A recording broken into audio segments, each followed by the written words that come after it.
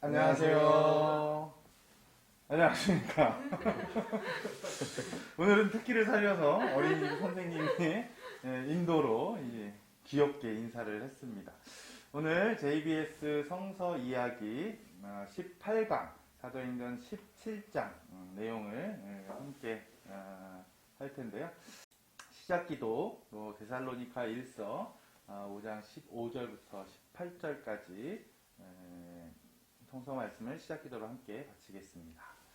성부와 성자와 성령의 이름으로 아멘. 같이 읽어주시죠. 아무도 다른 이에게 악을 악으로 갚지 않도록 주의하십시오. 서로에게 좋고 또 모든 사람에게 좋은 것을 늘 추구하십시오. 언제나 기뻐하십시오. 끊임없이 기도하십시오. 모든 일에 감사하십시오. 이것이 그리스도 예수님 안에서 살아가는 여러분에게 바라시는 하느님의 뜻입니다. 주님, 이 시간 저희와 함께하여 주십시오. 아멘.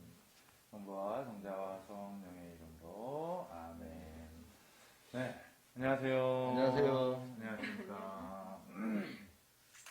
네, 오늘은 JBS 성서 이야기 최초로 부녀 특집이 되겠습니다. 여기 이제 계신 두 분은 아빠와 딸이시고요. 먼저 두 분 각자 우리 시청자분들에게 소개 좀 해주시면 좋겠습니다. 네, 제가 먼저 하겠습니다. 안녕하세요. 저는 신현철 마테오라고 하고요. 2017년 저희 본당에서 세례를 받고 변진받고 봉사를 시작했습니다. 그래서 현재 지난 청소년국가 봉사했고 현재는 사목회 총무 봉사를 맡고 있습니다.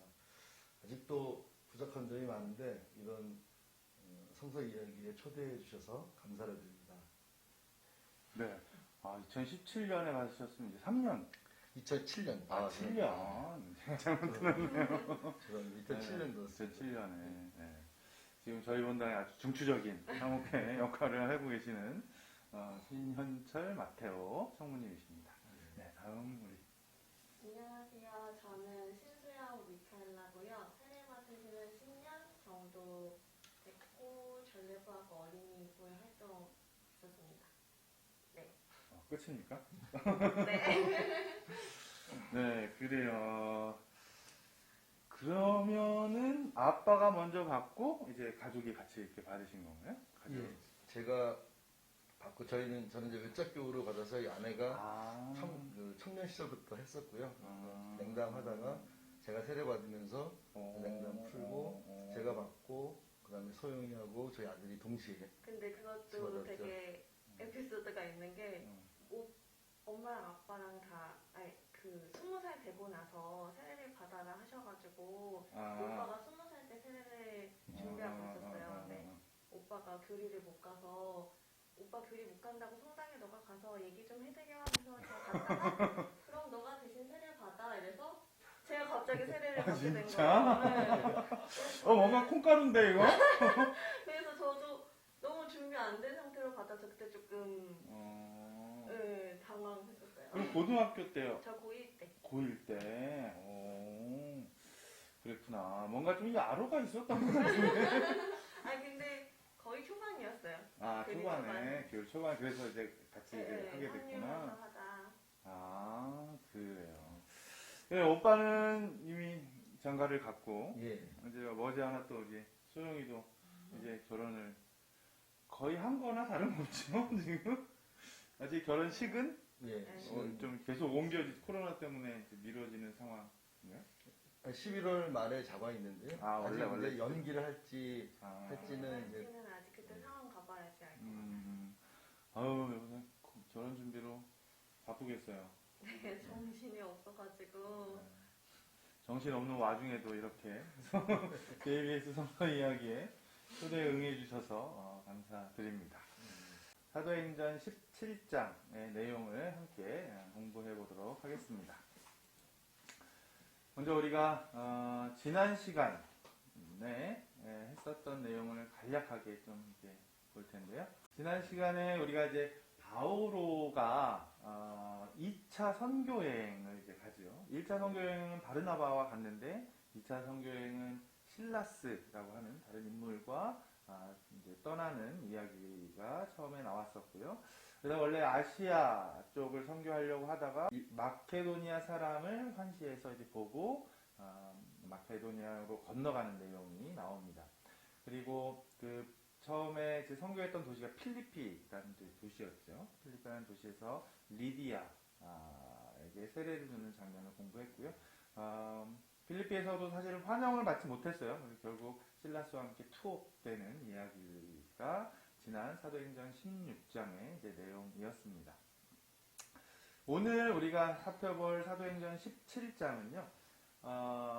거기에서 이제 필리피에서 이제 쫓겨와서 데살로니카라고 하는 곳으로 이제 건너갑니다. 여기 데살로니카와 그 옆에 있는 베로니아, 베로아라고도 하는데요. 베로니아의 선교 내용을 처음에 살펴보겠고요. 그리고 바울의 서간 중에 데살로니카 서에 대해서 데살로니카서를 다 보지는 못해도 중요한 부분에 관해서 좀 살펴보고 마지막에 그 밑에 아테네까지의 내용을 사도행전 17장에서 함께 공부해 보도록 하겠습니다. 먼저 지도를 통해서 좀 이렇게 이제 보면은요, 그 2차 선교여행을 이제 출발을 해가지고 리스트라라는 곳에서 디모테오를 또 협조자로, 동반자로 해서 이제 셋이 같이 가게 되는 거죠. 그래서 비시디아 안티오키아를 거쳐서 이 비티니아 지방으로 이제 선교를 가려고 했는데 그 환시 중에 마케도니아 사람이 이제 나타나서 유럽으로 건너가게 됩니다. 그래서 지난 시간에 이제 필리피라는 곳에서 선교를 리디아에게 세례를 주는 이제 장면이 나왔고요. 오늘 할 장면이 여기 데살로니카입니다. 데살로니카와 이제 베레아 여기에서 선교하는 내용이 첫 번째 이제 내용이고요. 두 번째 내용이 이 아테네, 요 밑에 있는 아테네까지 내려와서 선교하는 내용이 오늘 이제 17장의 이제 내용입니다. 7장 1절부터 15절까지의 내용을 한번 살펴보도록 하겠습니다. 주요 성서 구절 마태오 성님 한번 읽어주시죠. 바오로는 늘 하던 대로 유다인들을 찾아가 성경을 가지고 그들과 토론하였다. 내가 여러분에게 선포하고 있는 예수님이 바로 메시아십니다. 네, 데살로니카에 가서 처음에 이제 늘 하던 대로 유대인 회당에서 이야기한 내용입니다. 그다음 유다인들이 시기하여 거리에 불량배들을 데려다가 군중을 선동하게 하여 그 도시를 혼란에 빠뜨렸다. 네, 유다인들이 또 바오로를 이제 거부하는 거죠. 그런 이제 내용이고요. 그다음에 야손이 그자들을 자기 집에 맞아들였습니다. 그자들은 모두 예수라는 또 다른 임금이 있다고 말하면서 황제의 법령을 어기고 있습니다. 그러니까 이제 바울의 반대자들이 했던 이제 내용입니다. 그다음에 형제들은 바오로와 실라스를 베로이아로 떠나보냈다. 네, 베로이아로 떠나보낸 이제 내용. 그 내용에 대해서 함께 좀 이제 잠시 볼 텐데요. 그러니까 이제 데살로니카라는 이제 도시가 여기 마케도니아라는 지방이거든요. 지방에 있는 데살로니카라는 이제 도시인데 이 데살로니카는 그 마케도니아 지역의 제2의 중심지였어요. 그러면서 이제 항구 도시였고 그렇기 때문에 굉장히 큰 지방이었었죠. 그러다 보니까 큰 도시에는 늘 유다인들이 이제 있었고 유다인이 있는 곳에는 그 회당이 이제 있었고 그래서 바울은 늘 그랬던 대로 늘 하던 대로 어떤 도시에 가면 처음에 유다인들을 찾아갑니다. 유다인들을 찾아가기 위해서 이제 회당을 이제 가게 되고 그 회당에서 사람들에게 그 예수님을 이제 선포를 하는데 먼저 그 유다인들도 구약의 내용을 알고 있을 거 아니에요. 그러니까 구약에 예언되었던 그 메시아 그분이 바로 예수님이다라고 이 유다인들에게 이제 이야기를 하면서 예수님을 이제 전합니다. 늘 그랬던 대로 예수님을 받아들이는 사람이 있었고 예수님을 배척하는 사람이 이제 있었습니다. 아무래도 반대하는 사람이 좀 다수였었던 것 같아요. 많은 사람이 그 바오로를 반대편에 이제 서고 그래서 아까 복음에도 그 성서 말씀에서 나왔던 것처럼 불량배를 이제 동원을 해가지고 이렇게 반대하는. 그래서 이 사람들이 불량배를 동원해가지고 이제 바울을 잡으려고 바울하고 실라스하고 디모테오를 이제 잡으려고 이제 했는데 이 바울을 도와주었던 사람이 야손이라는 사람이 있었던 것 같아요. 근데 야손이라는 어떤 사람인지 성서에는 잘 나오진 않아요. 하여튼 야손이라는 사람의 집에 가서 없으니까는 야손을 끌어내 잡아와가지고 그 심판에 이제 넘깁니다. 그 자들을 바오로는 예수라는 또 다른 임금이 있다고 말하면서 황제의 법령을 어기고 있습니다. 그러니까 현행법을 어겼다고 고발을 하는 거예요. 그러니까 원래 이때 당시에는 로마 제국이었기 때문에 로마 황제를 이제 추종을 해야 되는데 황제 아닌 다른 임금을 추종하는 세력들이다. 그런데 이제 뭐 당시 정부 마케도니아 정부 사람들은 이거 뭐 그렇게 대수롭지 않게 이제 여겼던 것 같아요. 그래서 그냥 풀어줍니다. 아무래도 이제 데살로니카에서 하기가 이제 어려워지게 이제 되는 거죠. 그래서 이제 베로니아로 이제 피신을 이제 가게 되는데 베로니아에서도 역시 마찬가지 똑같은 전철을 이제 밟게 됩니다. 베로니아는 그나마 또 데살로니카보다는 좀 호의적이었던 것 같아요, 사람들이. 그랬는데 이제 데살로니카에서 베로니아로 갔다는 이제 이야기를 듣고 데살로니카에서 사람들이 유대인들이 와가지고 여기서도 이제 박해를 하는 거죠. 방해를 이제 하고. 그럼에도 불구하고 이제 바오로는 베로니아에서도 역시 회당을 먼저 이제 찾아갑니다. 그렇게 이제 사실 바오로 사도가 1차 선교 여행 때도 그렇고 처음에 어떤 지방에 가면은 그 유다인들을 먼저 이제 만나는데 만날 때마다 좋은 기억이 별로 없어요. 반대하는 사람이 굉장히 좀 많았으니까. 그래도 굳이 왜 이렇게 유다인들을 찾아갔을까? 바오로의 어떤 서간이나 여러 가지 이제 신학에 의하면 두 가지 정도로 그 이유를 이제 볼 수 있을 것 같아요. 처음에는 바오로는 원래는 율법학자였잖아요. 바리사이파 사람이에요. 철저한 유대인들, 이스라엘 민족에 대한 애정이 있었던 사람이에요. 그래서 이 구원은 먼저 이스라엘 민족에게 전해져야 한다라는 그런 신념을 가지고 있었죠. 그래서 먼저 그 동포의 동족 사랑이라는 어떤 의미에서 먼저 유대인들을 찾아갔던 것 같아요. 로마서에도 그런 글이 이제 나와요. 내 동포를 위해서라면 내 목숨까지도 바칠 수 있을 거다라고 하는 그런 글이 이제 나오는데 그것처럼 이스라엘 민족에 대한 사랑이 기본적으로 굉장히 강했었던 사람이었고 또 한 가지 이유는 굉장히 현실적인 이유인데 아까도 말씀드렸지만 유대인들은 그래도 구약 성서를 알고 있잖아요. 구약의 아브라함부터 내려오는 그런 이야기들 이제 대부분 이제 알고 있고 사실 구약의 전체 내용이 메시아가 나타날 것이다라고 하는 그런 예언들이 이제 있거든요. 그 대망사상, 메시아 대망사상이 이제 있었어요. 그래서 유다인들은 대부분 메시아라고 하는 단어에 대해서 똑같은 어떤 그런 공감대를 가지고 이제 있었던 거죠. 그래서 바오로가 처음에 유다인들에게 찾아갔던 것은 그 메시아가 바로 예수님이다. 이야기하기에 굉장히 이제 편했었던 그런 측면도 이제 있었던 것 같아요.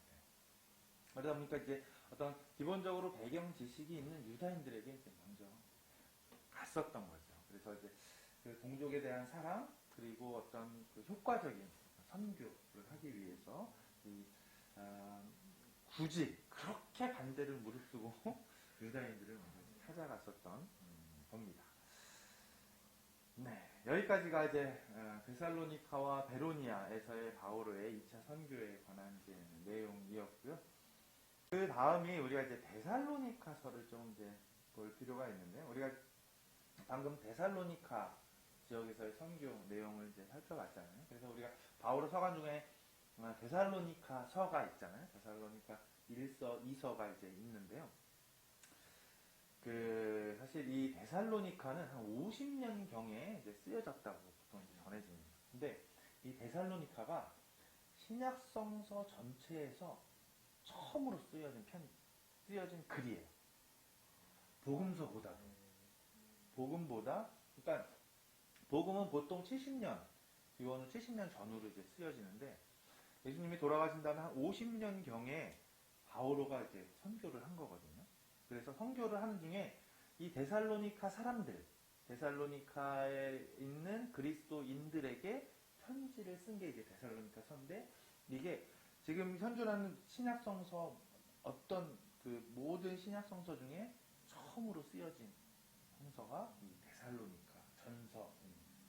후서는 조금 이제 다른데요. 전서가 바오로의 친서로서 처음으로 이제 쓰여진 글인데, 이 데살로니카서를 보면은 데살로니카에 아주 짧게 머물러 있어요. 오래 머물지 못하고 하도 반대가 심해가지고 이제 도망가고 데살로니카로 도망가고 그래서 짧게 이제 있었는데, 야손이라는 사람의 집에 머물렀다고 했는데 그 소수가 굉장히 바오로를 좀 따랐었던 것 같아요. 그래서 그 짧게 있었지만 그 작은 공동체에 대한 애정이 굉장히 있었던 것 같아요. 그래서 바오로 서간을 보면은 그 데살로니카에 한번 가고 싶은 그런 마음을 자주 표현을 합니다. 그러니까 자기가 이제 와서 세운 아주 어린 교회, 어리지만 굉장히 좀 그 그리스도 교회의 삶을 충실하게 살아가는 사람에 대한 그 애정과 관심이 있었던 거죠. 그래서 사실 나중에는 바오로가 직접 못 가는데 바오로하고 실라스하고 디모테오가 같이 다니잖아요. 디모테오를 주로 이제 데살로니카로 파견을 해서 디모테오가 이제 돌볼 수 있도록 이렇게 이제 합니다. 여기에서 이제 아까 데살로니카가 이제 항구 도시라 그랬잖아요. 그러다 보니까는 굉장히 좀 복잡한, 외국인들도 이제 많고, 그리고 아주 작은 교회고, 그러다 보니까 바오로가 떠난 다음에 좀 흔들리기도 이제 했었던 것 같아요.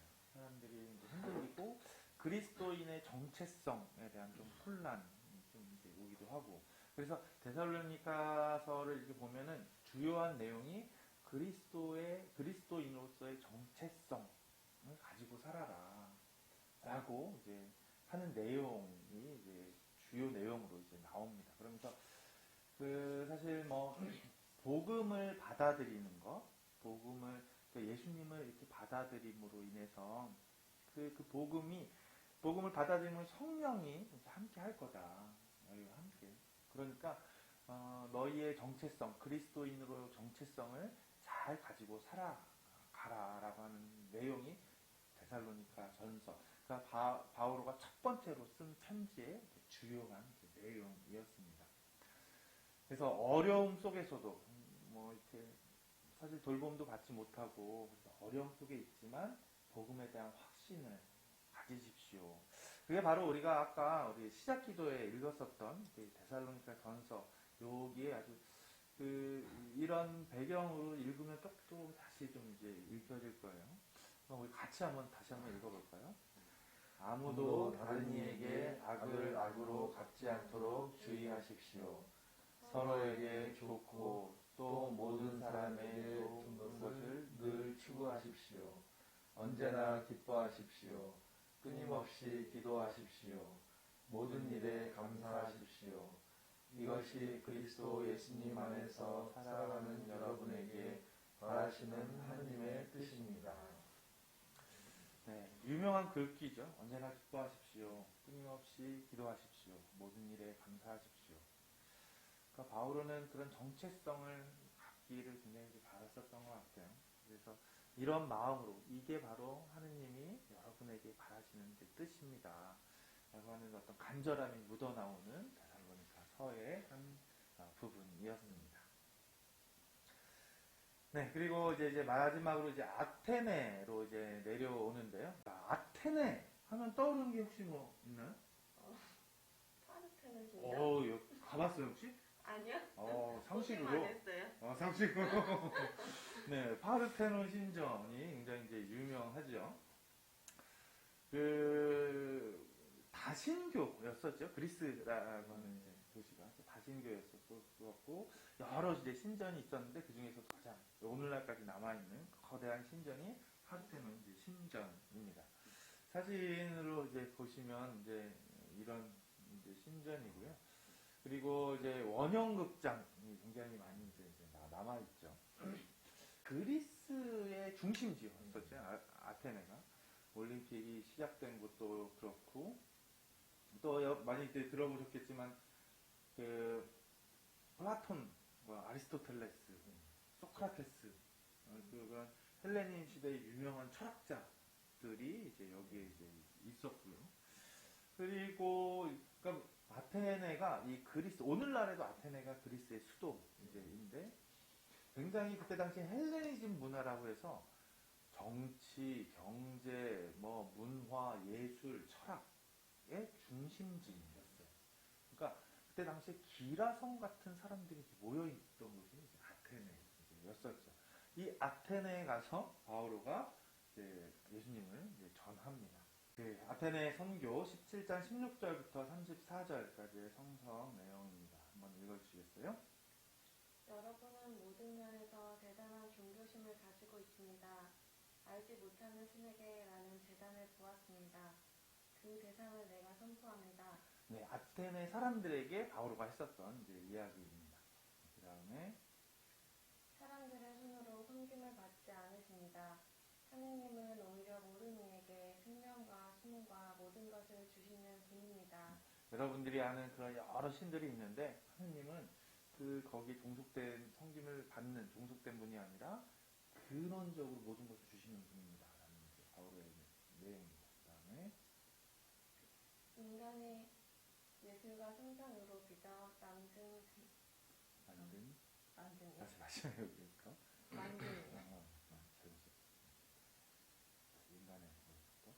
인간의 예술과 상상으로 빚어 만든 금상이나 은상이나 석상을 신과 같다고 여겨서는 안 됩니다. 네, 역시 계속 아테네 사람에게 하는 내용입니다. 그 다음에 하느님은 당신이 정하신 한 사람을 통하여 세상을 의롭게 심판하실 날을 지정하셨고 그분을 죽은 이들 가운데에서 다시 살리셨습니다. 네, 바로 예수님에 관한 이야기죠. 그 다음에 죽은 이들의 부활에 관하여 어떤 이들은 비웃고 어떤 이들은 다음에 다시 듣겠소 하고 말했다. 네, 이 바오로의 선교에 관한 반응이었습니다.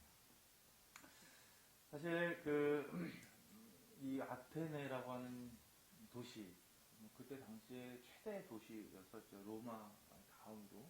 사실 로마는 국제 정치의 중심이라고 한다면 아테네는 문화 예술과 철학의 중심. 성서에 보면은 거기에 에피크로스학파와 스토아학파가 있다고 성서에 이제 나와요. 에피크로스학파는 보통 이제 쾌락주의자라고 보통 우리가 알려져 있는, 그래서 인간의 가장 최대 선은 쾌락을 추구하는 거다. 스토아학파는 인간의 이성을 굉장히 중시했었죠. 그래서 사실은 플라톤이나 아리스토텔레스나 이제 그런 사람들이 대부분 이제 스토아학파에서 인간이란 무엇인가를 이제 탐구했었던 이런 도시 안에서 바오로는 이런 철학적인 어떤 사고를 가지고 있는 아테네 사람들에게 예수님을 전합니다. 바오로의 첫 번째 내용이 여러분은 종교심을 가지고 있습니다. 그래서 주변을 들어보니까 많은 이제 신전들이 있는 거예요. 어떤 신에 대한 생각은 이제 가지고 있었던 겁니다. 근데 워낙 다신이다 보니까 뭐를 관장하는 신이 좀 많이 있는 거죠. 파르테논 신전처럼 그런 신전이 많이 있었는데 그 중에 알지 못하는 신에게라고 하는 신전이 있었던 거예요. 그거를 이제 가르치면서 저 알지 못하는 신에 대해서 제가 여러분에게 가르쳐 드리겠습니다. 라고 이제 이야기를 이제 합니다. 그러니까 사실 이 아테네에서의 설교 내용은 그 전에 설교 내용하고는 조금 달라요. 그 전에는 대부분이 유대인들에게 했었던 설교의 내용이에요. 그렇기 때문에 구약서부터 신약까지 쭉 이게 보통 설교의 내용이었어요. 그런데 이 아테네 사람들은 완전히 이방인들이잖아요. 외국인들에게 예수님을 전하다 보니까는 그 사람에게 맞게 그 사람들의 문화 지평 안에서 예수님이 이제 설명하게 되는 거예요. 그러면서 알지 못하는 신이라는 신전을 4개로 해서 이제 예수님은 이제 설명을 하게 됩니다. 그러면서 그리스의 다른 많은 신들, 그런 많은 신들은 어떻게 보면 사람들이 흥숭해 주기를, 믿어 주기를 바라고 막 기다리는 것처럼 워낙 많으니까. 그런데 그런 신과는 달리 하느님은, 또 예수님은 인간에게 어떤 그 섬김을 갈구하는 신이 아니라 인간의 근본적인, 인간의 생명과 숨을 불어 넣어주시는 분이고 이 세상의 모든 것을 관장하시는 분이다 라고 사람들에게 설명을 합니다. 이런 하느님으로부터 이 세상에 파견받은 분이 예수님이고 예수님이 죽었다가 부활을 하셨다 라는 것을 사람에게 이제 이야기를 합니다. 사람들의 반응이 어떻겠어요? 철학적이었었던 사람들이 과연 이 얘기를 듣고 콧방귀가 어떻게 그렇죠. 귀신 신나라 까먹는 소리 하고 있다고. 특히나 죽은 사람이 부활했다는 거에 대해서 굉장히 걸렸어요. 이건 이성적인 사고를 가지고 받아들이기 굉장히 어려웠었던 거예요. 그럼에도 불구하고 아테네에서도 뭐 많은 사람은 아니었지만 자그만 사람, 소수의 사람이 바울을 이제 따르기도 했었던 것 같습니다. 근데 많이는 아니었고. 그러니까 어떻게 보면은 아테네에서 야심차게 이방인들에게 정말 바울도 사실 엘리트였잖아요. 굉장히 지식이 있는 엘리트여서 자기의 지식과 어떤 그것들을 다 총동원해서 설명을 했는데 완전 벽에 이야기하는 것 같은 그런 사실 큰 실패를 겪은 거라고 할 수가 있었죠. 그래요. 여기까지가 17장의 이제 내용이고요. 오늘의 이제 오늘 나눔 주제는 아까 이제 우리가 데살로니가서를 이제 보면서 언제나 기뻐하십시오. 끊임없이 기도하십시오. 모든 일에 감사하십시오. 라고 하는 바오로의 어떤 그런 애절함을 좀 이제 봤는데 혹시 두 분이 그동안 신앙생활을 해오면서 이렇게 감사할 일, 최근에 혹시 감사할 일이 있다면 아니면 내 삶 안에서 감사한 일이 있다면 어떤 건지 한번 나눠주시면 좋을 것 같아요. 제가 먼저 할까요? 네. 시부님이 감사한 일에 대해서 주제를 하셨는데 제가 감사한 일은 뭐 참으로 많지만 오늘은 또 소영이랑 같이 왔으니까 소영이에 관한 감사한 일 한번 말씀을 드리겠습니다.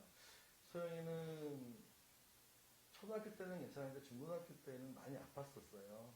아파서 뭐 응급실에도 가고 그럴 정도였는데 그래서 저희 아내하고 저하고의 그때는 기도를 잘 알지도 못했을 텐데 그때는 소영이가 제발 건강하게만 저희 곁에 있어달라.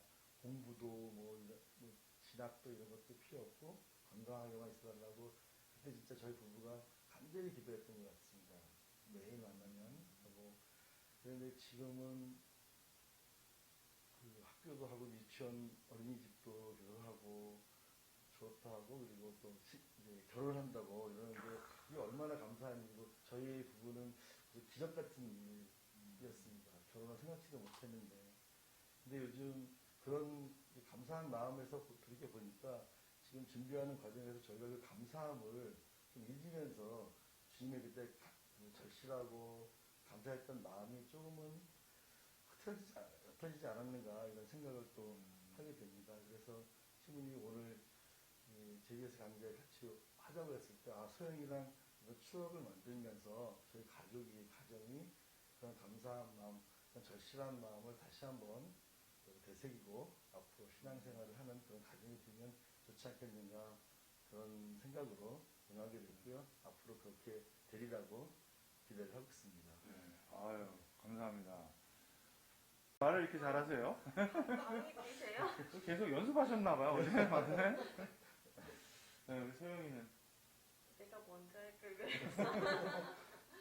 저는 그냥 저도 뭐 항상 감사한 거 많지만 그냥 결혼 준비도 하고 그러면서 되게 제 주위에 항상 제가 뭘 하겠다 하면은 되게 응원도 많이 해주시고 지지도 해주시고 그런 무조건적인 제 편이 되게 많다는 걸 느꼈어요. 그러니까 부모님들도 의견을 나누기는 하지만 제가 뭘 하고 싶다거나 그러면은 되게 많이 수용해 주시고 또 고민 있으면은 되게 고민도 많이 나눠주시고 해가지고 물론 이제 결혼하는 신랑도 되게 그렇고 해가지고 아 내가 되게 사랑을 많이 받고 있구나 그런 걸 결혼 준비하면서 더 많이 느껴서 그런 거에 되게 감사함을 느끼고 있어요. 네, 그래요. 저는 여러분들이 이렇게 와주신 게 감사해요. 그래요. 감사할 일이 많죠. 언제나 기뻐하십시오. 끊임없이 기도하십시오. 모든 일에 감사하십시오. 라는 말씀을 다시 한번 이렇게 마음속에 새겼으면 좋겠습니다. JBS 성서 이야기 사도행전 17장 내용은 여기서 이제 마치도록 하겠습니다. 영광송으로 말씀도 마치겠습니다. 성부와 성자와 성령의 이름으로 아멘. 영광이 성부와 성자와 성령께 처음과 같이 이제와 항상 영원히 아멘. 성부와 성자와